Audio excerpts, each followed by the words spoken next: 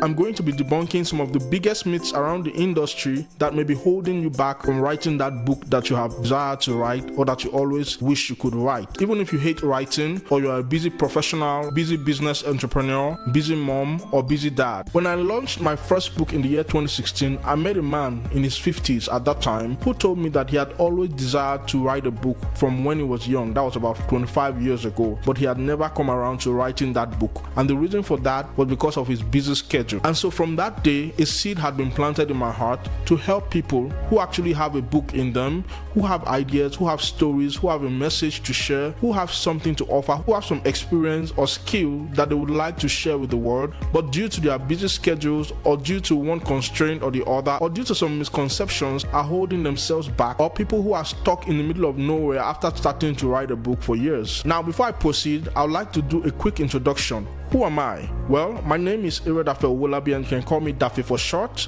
I'm an author of 17 books. I'm also a podcast host, and my podcast in less than 2 months is already making impact in 12 countries. And I'm a blogger, and in my first 5 months of blogging, I was able to get readers in 40 countries around the world. Now, when I share the impact and the results that I get writing books and reaching out to people, many people are in shock, and I get a lot of questions. People asking me, how do you find the time to write? How do you come up with ideas? Do you have a framework or a system that helps you write so fast? Well, I'm going to answer all your questions. I'm going to start by debunking 8 myths that could be stopping you from writing your first or next book. Now, the first myth that holds people back from writing their book is that you need to be an expert before you write. Many years ago, only people who were recognized as industry experts, celebrities, professors could actually write a book because no one will publish their book for them.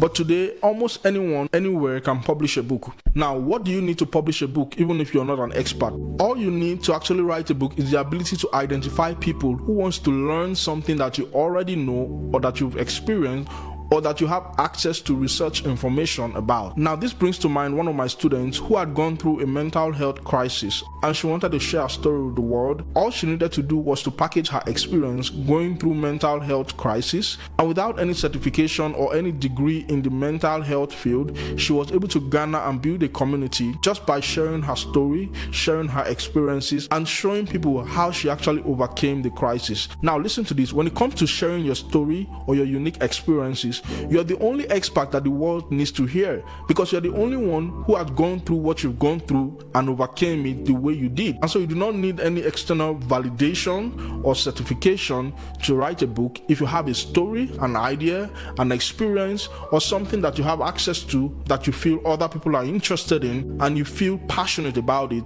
and you want to share that with the world. And as a matter of fact, if there's still stuff you need to learn about the topic that you're interested in, it makes it even better, because that way you keep learning and you keep reinventing yourself as you go, and that alone would position you as the expert in the industry and as a thought leader in that field. Now, that brings me to myth number 2. This myth has become so popular lately, and it's the idea that nobody reads books because we are in a digital age and everybody's on their phones, and so nobody reads books. And that could not be further from the truth. In fact, this myth is what makes people feel like writing a book is not worth the effort, because it makes you feel that if nobody reads book, then nobody will buy your book. But let's think about this. Why do people read books? People read books when they want to get solutions to their problems. And when you package a book that is a solution to someone's problem, no matter what it takes, people are going to read that book. The problem most authors have is that they ended up writing a book that is an information product instead of writing a book that is a transformation product. And that's what makes the difference between books that people read and books that people do not even read, even if you give it to them for free. If your book is not just an information product but a transformation product, people will buy it,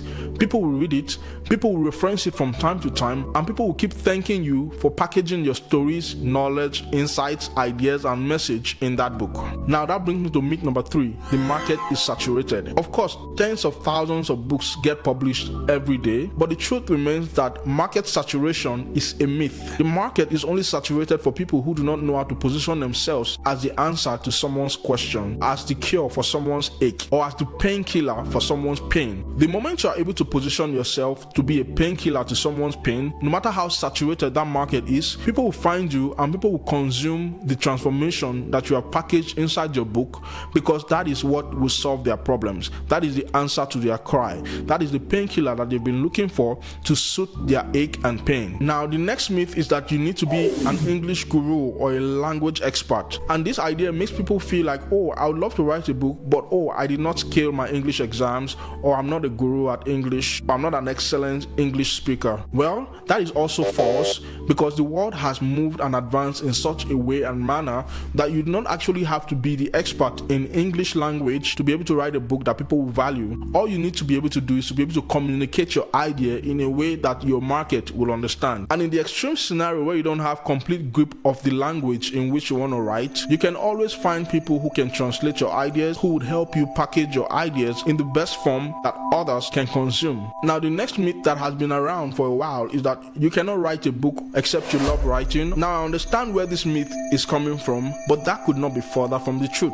Like you now know, I'm an author of 17 books and counting, and I've had occasion to actually write books that took me hours to write. I've been in situations where I had to sit down for 6 hours consistently for months trying to write my book, and I know how painful that can be. But on the flip side of things, I've also found myself being able to write a book in 30 days or less. And now I know the difference between both worlds, and I know what kept me stuck for months and even years trying to write a book, and I know how I overcame that, writing my book in a short space of time. And so I have proofs to actually debunk the myth that you need to actually sit down for hours to write a book, because most times people who sit down for 6 hours daily trying to write a book, they spend 80% of the time they spend sitting down not knowing what to write or how to bring the ideas they have in their mind into writing form. So I found a better way that anyone could actually pull out the ideas they have in their head without having to sit down for 6 hours trying to figure out how to write what they think they should write, wasting time they would have spent with their loved ones or spent doing some other thing that they enjoy. So writing a book does not have to be burdensome, it does not have to be painful if you know how to do it right.